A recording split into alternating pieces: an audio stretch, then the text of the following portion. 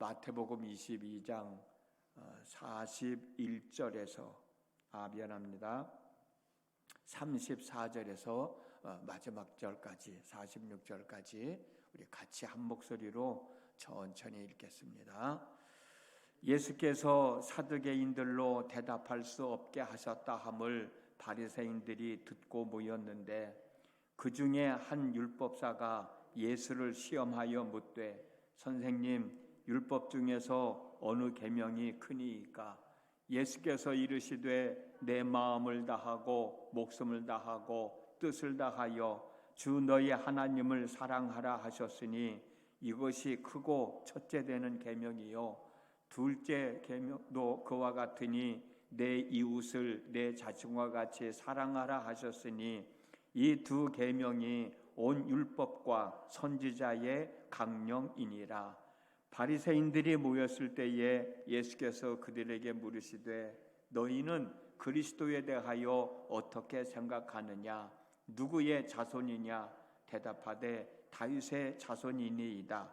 이르시되 그러면 다윗이 성령에 감동되어 어찌 그리스도를 주라 칭하여 말하되 주께서 내 주께 이르시되 내가 내 원수를 내 발아에 둘 때까지 내 우편에 앉아 있으라 하셨도다 하였느냐? 다윗이 그리스도를 주라 칭하였은즉 어찌 그의 자손이 되겠느냐 하시니 한마디도 능히 대답하는 자가 없고 그날부터 감히 그에게 묻는 자도 없더라. 아멘. 오늘 이 새벽에도 지혜전에 있는 여러분 모두에게 하나님의 은총이 함께 하시기를 주님의 이름으로 축복합니다.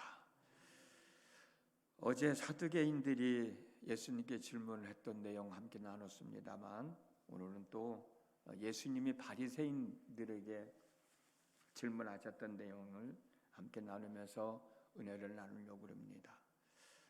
사두개인들이 예수님께서 부활에 대하여 질문을 했을 때 예수님으로부터 너희가 성경도 하나님의 능력도 제대로 알지 못한다. 그리고 하나님에 대해서 오해하는 것들이 너무 많이 있다라는 말씀. 그리고 또 하나는 너희들이 죽은 사람의 부활을 말하면서 하나님께서 나는 아브라함의 하나님이요 이삭의 하나님이요 야곱의 하나님이라고 하신 것을 읽어보지도 못했느냐? 하나님은 죽은 자의 하나님이 아니라 살아계신 자의 하나님이시다 라고 하는 말을 들었을 때 이 사두개인들의 마음은 어땠을까? 그 생각을 해봤어요.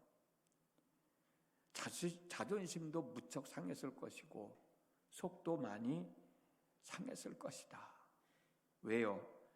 자기들은 그래도 모세의 오경을 정경으로 삼고 신앙생활을 나름대로 열심히 잘 하고 있다고 생각했는데 모세의 오경 속에 있는 하나님의 말씀조차도 제대로 알지 못한다는 말을 들었으니 얼마나 자존심이 상했겠어요.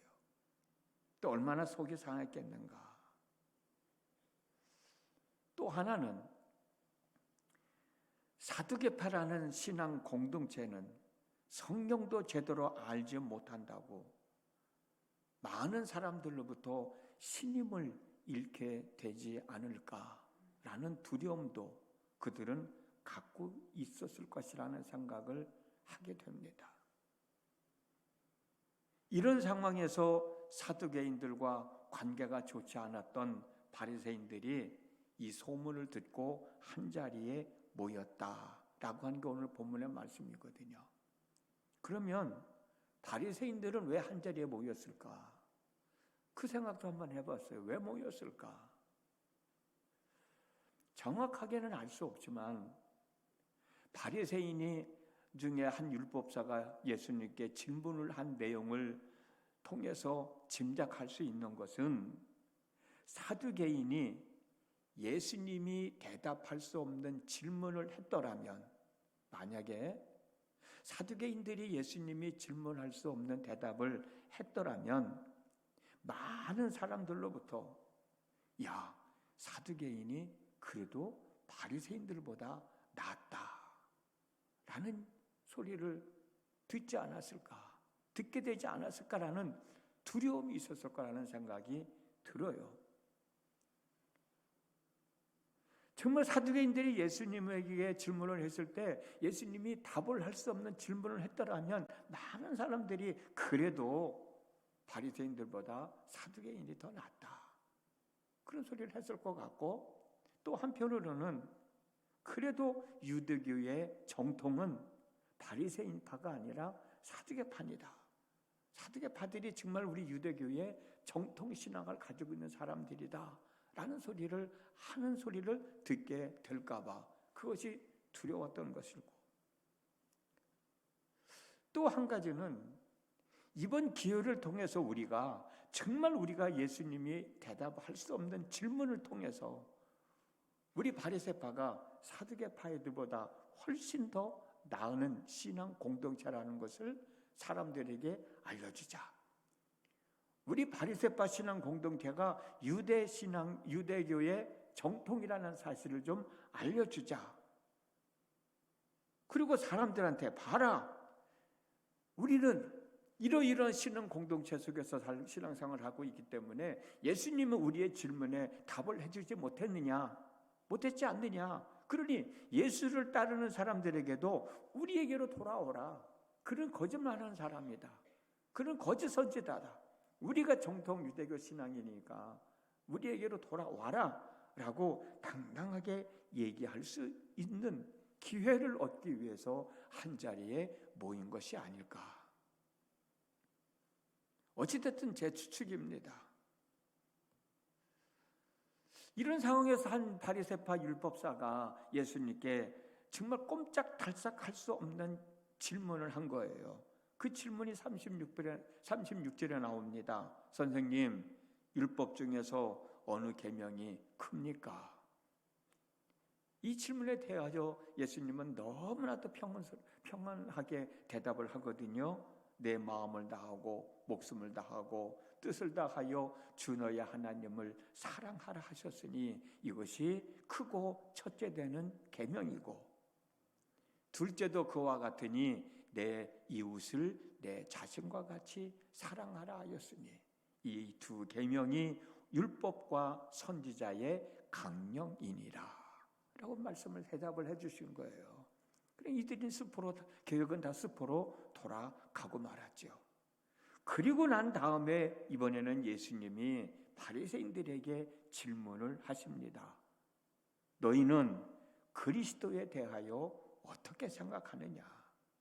그리스도가 누구의 자손이라고 생각하느냐? 질문을 하니까 바리새인들은 당당하게 다윗의 자손입니다. 이 다윗의 자손이라는 얘기는 이미 성경에 나와 있으니까 다윗의 자손입니다 라고 대답을 하거든요. 그러자 예수님이 그러면 다윗이 성령의 감동을 받아 다윗 자신의 후손인 예수님을 향하여 주라고 불렀는데 너희는 그럼 어떻게 예수님이 다윗의 자손이 되겠느냐라고 대질문을 하는 거예요. 다윗은 자기보다 후대의 사람인 예수님을 향하여 주님이라고 불렀는데 그 이유가 뭐냐는 거예요. 그 가능하지 않잖아요. 이 질문에 답을 하는 사람이 아무도 없었다라고 하는 게 본문의 말씀이거든요. 이 질문을 통해서 예수님은 당신 자신이 그리스도라고 주장하는 대신 그리스도에 대한 바리새인들의 무지와 편견을 드러내고 계신 거예요. 사두개인과 같이 바리새인의 무지함을 일깨워주고 계시는 겁니다. 바리새인들이건 사두개인들이건 유대인들은 메시아가 다윗의 씨로 베들레헴에서 나올 것이라고 하는 사실을 다 알고 있었습니다. 왜? 성경에 기록되어 있기 때문에. 그런데도 갈릴리에서 살고 있는 요셉의 아들 예수를 그리스도라고 인정을 하지 않는 거예요. 왜 인정하지 않을까? 거기는 여러 가지 이유가 있겠지만 바리새인들이나 서기관들이나 사두개인들이나 그 유대교인들은 전에도 늘 말씀드렸습니다마는 자기 자신들은 하나님으로부터 선택받은 민족이라고 하는 자부심을 가지고 살아가는 사람들이거든요. 그렇기 때문에 그들 나름대로 분명 하나님께서 이 땅에 메시아를 보내실 때에는 자기들에게 어떤 사인을 해주실 것이다 라는 기대를 가지고 있었는지도 모르겠어요. 왜? 우리가 하나님으로부터 선택받은 민족이니까 하나님께서 이 땅에 메시아를 보내실 때 우리들에게 그래도 무슨 사인을 보내주시지 않겠는가라는 생각을 가지고 있었는데 이미 그 사인은 나갔잖아요. 예언자들을 통해서 베들레헴 땅 나사렛에서 태어날 것이라는 것을 말씀을 해 주셨잖아요. 그런데 이 사람들은 그것을 깨닫지 못했는지 그들 받아들이지 못하는 거예요. 메시아가 분명 왔는데도 예수님이 당신 스스로가 그리스도라고 내가 구원자라고 내가 메시아라고 그렇게 이야기를 하는데도 그들은 그걸 받아들이지를 않는 거예요.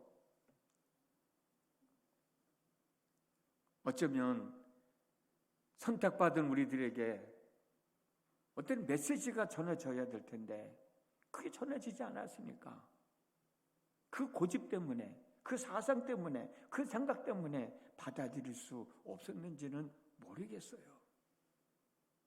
그렇지만 이 유대교인들, 바리새인들, 서기관들, 사두개인들 이 사람들은 자기들의 전통과 왜곡된 성경 지식으로 말미암아 메시아가 오셨음에도 불구하고 받아들이지를 못하는 안타까운 사람들이 되고 말지 않았습니까? 메시아는 하나님이 약속하신 대로 이 땅에 오셨습니다. 그러나 유대인들은 자기들이 가지고 있는 지식과 생각에 맞지 않는다고 메시아로 오신 예수님을 부인했고 결국은 십자가에서 죽게 했던 거예요. 여기서 우리들이 얻어야 할 교훈이 있습니다. 개인의 생각이나 사상이 자신을 살리기도 하고 죽이기도 한다는 거예요. 더 나은 삶을 살아갈 수 있게 하기도 하고 더 피폐한 삶을 살아가게 하기도 한다는 것입니다. 당신의 생각이 잘못되었다고 아무리 일깨워줘도 받아들이지를 않는 거예요. 자기 생각과 자기 주장과 자기 경험만 내세우는 거예요. 그런 사람들 의외로 많습니다, 여러분. 유대교인들만 이런 생각하고 사는 게 아니라 우리들 중에서도 이렇게 생각하고 살아가는 사람들 참 많습니다.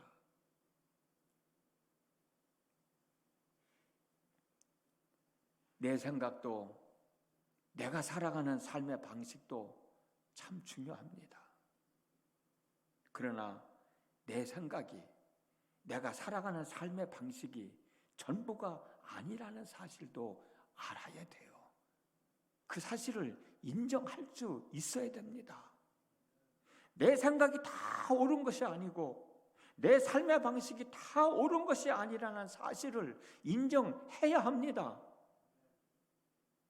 내 생각도 잘못되어질 수 있고 내 삶의 방식도 잘못되어질 수 있고 내 생각보다 내 삶의 방식보다 더 나은 생각을 가지고 살아가는 사람들도 많이 있다는 사실도 인정을 해야 합니다. 그리고 듣고 배워야 되고 듣고 배운 것으로 내 생각을 새롭게 해야 하고 내 삶의 방법도 새롭게 만들어 가야 합니다. 그래야 내 삶의 발전이 있지. 내 생각에만 사로잡혀가지고 내 삶의 방식에만 사로잡혀가지고 내 경험에만 사로잡혀가지고 그 누가 이런 얘기 저런 얘기 해줘도 받아들이지 않는 사람들이 있어요. 조금만 바꾸면 될 것 같은데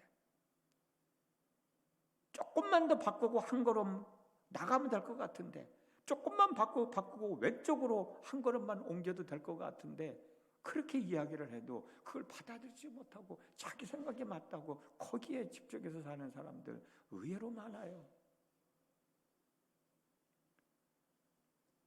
우리가 살아가는 세상은 독불장군처럼 혼자 살아가는 세상이 아니잖아요. 더불어 살아가는 세상이잖아요. 더불어 살아간다는 의미는 여러 가지가 있겠지만 서로 나누며 사는 것도 더불어 살아가는 거지만 저 사람의 살아가는 모습을 보고 저렇게 살면 안 되겠구나. 저 사람 살아가는 모습을 보고 저렇게 살아가야 되겠구나 라고 배우는 것도 더불어 살아가는 삶의 방식 중에 하나가 아니겠습니까?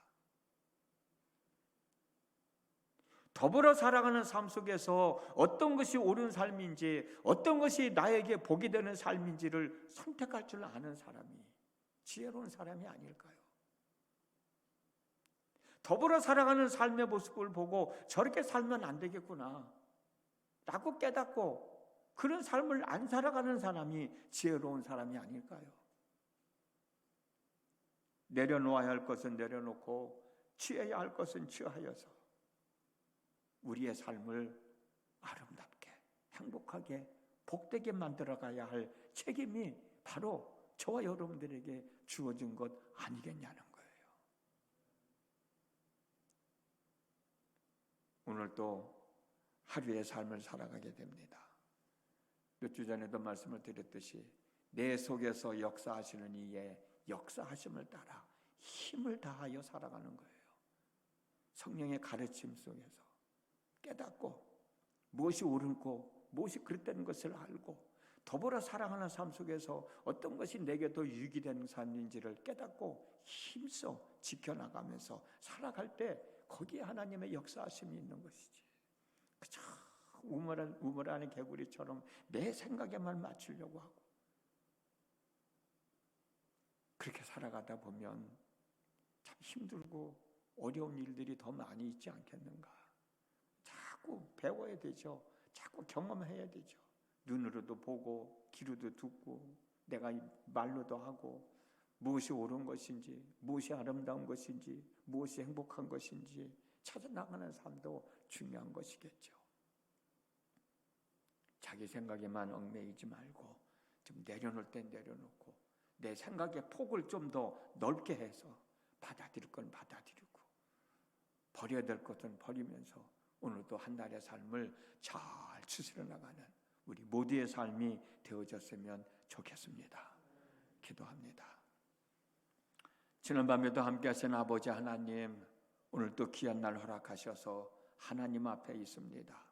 주님의 몸된 제단 앞에 있는 사랑하는 성도들도 있고 가정에서 있는 자리에서 하나님 앞에 마음을 열고 입술을 열고 있는 당신의 자녀들도 있습니다. 그 자녀들 중에 편히 쉬어야 할 때 쉬지 못하고 고민하고 염려하는 이들이 있습니까? 이 시간에 마음을 열고 입술을 엽니다. 주님이 함께 하셔서 쉬어야 할 때 쉬고 일할 수 있을 때 일하게 하시고 오늘 하루의 삶도 잘 추스려 나갈 수 있도록 은혜를 더하여 주시기를 기도합니다. 특별히 내 생각도 중요합니다. 내가 사랑하는 삶의 방식도 중요합니다. 내가 신앙생활을 해나가는 방식도 중요합니다. 그러나 그것이 정답이 아니다. 그것이 전부가 아니다. 지금보다도 더 나은 방법이 있을 것이다 라는 것을 생각하고 생각의 폭을 좀 넓혀서 나 자신의 생각을 좀 바꿔서 버려야 될 건 버리고 취해야 될 것은 취하면서 더 아름다운, 더 복 있는, 더 은혜로운, 더 행복한 삶을 추스려 나가는 저희 모두가 되어지게 하여 주시옵소서. 예수님의 이름으로 기도드렸습니다. 아멘.